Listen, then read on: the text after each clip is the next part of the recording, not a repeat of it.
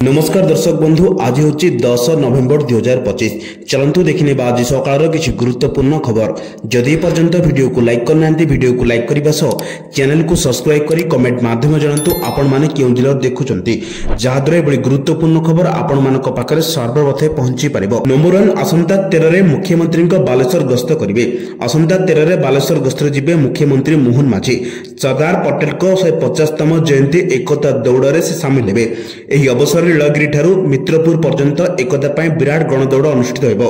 तेबे नीलगिरी परे भोगराई और बालेश्वर सहर मध्य गणदौड़ अनुष्ठित होइबो बोली रविवार खबरदाता सम्मेलन में एमपी प्रताप षडंगी सूचना दैछन्ते। नंबर 2 डिसेम्बर 1 रु 19 पर्यंत संसदर शीतकालीन अधिवेशन आरंभ होइबो। संसदीय व्यापार मंत्री किरण रिजिजू शनिवार ए घोषणा करिसेंते। तेबे विरोधी दल माने अस्वाभाविक विलंब और संक्षिप्त अधिवेशन पाई सरकार को समालोचना करिसेंते। स्पष्ट भाव में सरकार कौनसी वितर्कता अनुमति देवा मतलब रे नांती। तृणमूल कांग्रेस राज्यसभा सांसद डेरेक ओब्रायन सरकार संसदीय उत्तरदायित्व दूरे जाइछन्ती बोली अभियोग करि कहिसन्ती जे सरकार गृह रे आलोचना और जांचर सम्मुखीन हेबाकू डरुछन्ती। गत वर्षर शीतकालीन अधिवेशन नवेम्बर 25 रु डिसेम्बर 20 पर्यंत चलिथिला। राजनैतिक पर्यवेक्षक माने मत दैछन्ती जे बिहार विधानसभा निर्वाचन फलाफलर प्रभाव अधिवेशन समय दृश्यमान हेबार संभावना रहिछि। नंबर 3 दिल्ली रे पुणी थे विषाक्त वायु बल रे छटपट होउछि। वायुर मान शनिवार सांघातिक रूप नेबा परे अधिक कटकणा पई सरकार प्रस्तुत होउछन्ती। शहरर विभिन्न अंश रे आज AQI 400 टपिछि।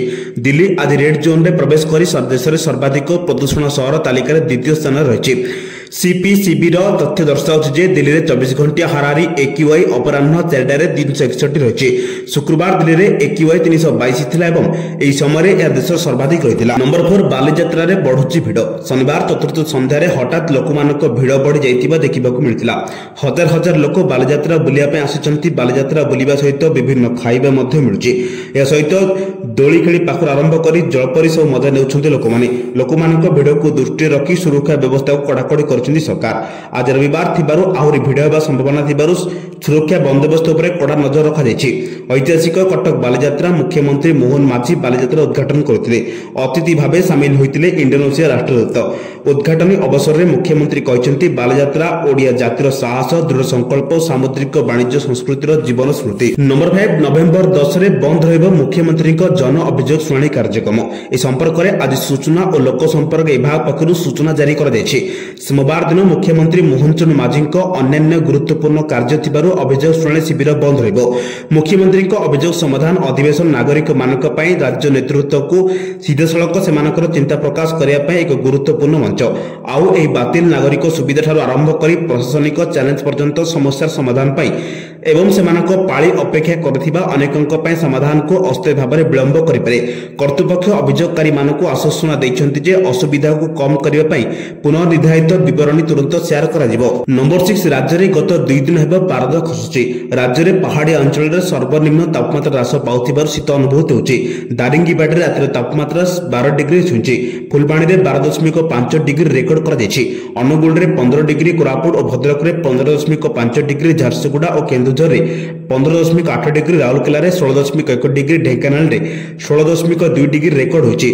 शुक्रवार अपेक्षा कंधमाल जिलार उभय स्थान रे रातिर तापमात्रा कमिछि। ट्यूहिन सिटी रे पारद ह्रास पाइछि। शुक्रवार उभय सहर रातिर तापमात्रा 19 डिग्री ऊपर रहितिला। नंबर 7 कटक रे कोठा भुसुड़ीबा घटना मृतकंक परिवार को 4 लाख क्षतिपूरण दैछन्ती सरकार। कटक मणिसाउ छक रे शनिवार संध्या रे एक कोठा भुसुड़ी 3 जनक मृत्यु घटिछि। मणिसाउ छक निकट रे थिबा हाड़ीबंधु स्कूल निकट रे पुराना कोठा भुसुड़ीबारु एभଳି अघटना घटिछि। एही घटना रे शोक प्रकाश करबा सह मृतकंक परिवार को क्षतिपूरण घोषणा करिसन्ती मुख्यमंत्री मोहन माझी। एतिसह समस्त मृतकंक परिवार रो निकटतम आत्मीयक पई मुख्यमंत्री रिलीफ पांटू 4 लाख लेखाएं अनुकंपामूलक सहायता घोषणा करिसन्ती। तेबे एही घटना समस्त आहतंक उत्तम चिकित्सा व्यवस्था राज्य सरकार पक्षरु करा जायतिबा नै जणा पड़िछि। नंबर 8 सोमवार दिन ओडिशा गस्तर आसिबे केंद्र कृषि मंत्री शिवराज सिंह चौहान। पाटनारू बाहरी 11टा सुधा भुवनेश्वर रे पहुंचिबे। एहा परे लोकसेवा भवन रे अवस्थित कन्वेंशन सेंटर में आयोजित होगा मांडिया दिवस कार्यक्रम उद्घाटन अधिवेशन में केंद्र कृषि मंत्री जोगदे बोली सूचना रही।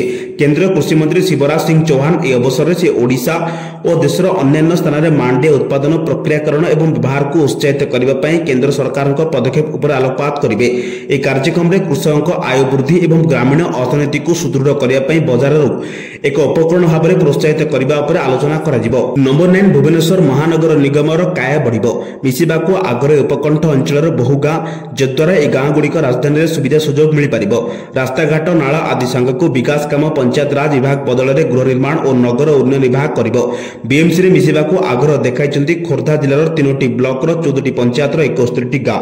ए गाँ मानकर तालिका और आवेदन पत्र सबको बीएमसी निकट में 3 ब्लॉकर वीडियो दाखल करिछन्ती। सेतिरो सर्वाधिक पंचायत और गाँ एकामर निर्वाचन मंडलीर बोली जना पड़िछि। मिश्रण ने ई तालिकार तर्जमा चलिछि। नंबर 10 शेष होला बिहार द्वितीय तथा अंतिम पर्याय निर्वाचन पई प्रचार।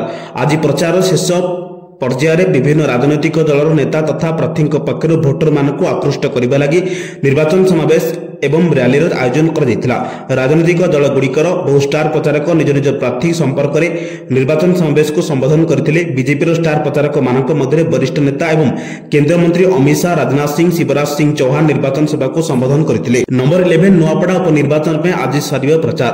दिन 4 प्रचार बंद हो। आज शेष दिन प्रचार थिबारु सब दल और प्रार्थी मैंने आज जोरदार प्रचार करेंगे। दिन 4 लागू हो साइलेंस पीरियड। मतदान पूर्व 48 घंटा पूर्व समय पर गुरुत्वपूर्ण निर्देशावली जारी कर मुख्य निर्वाचन अधिकारी, जहां को कड़ाकड़ी भाव पालन करने प्रशासन को कहुई।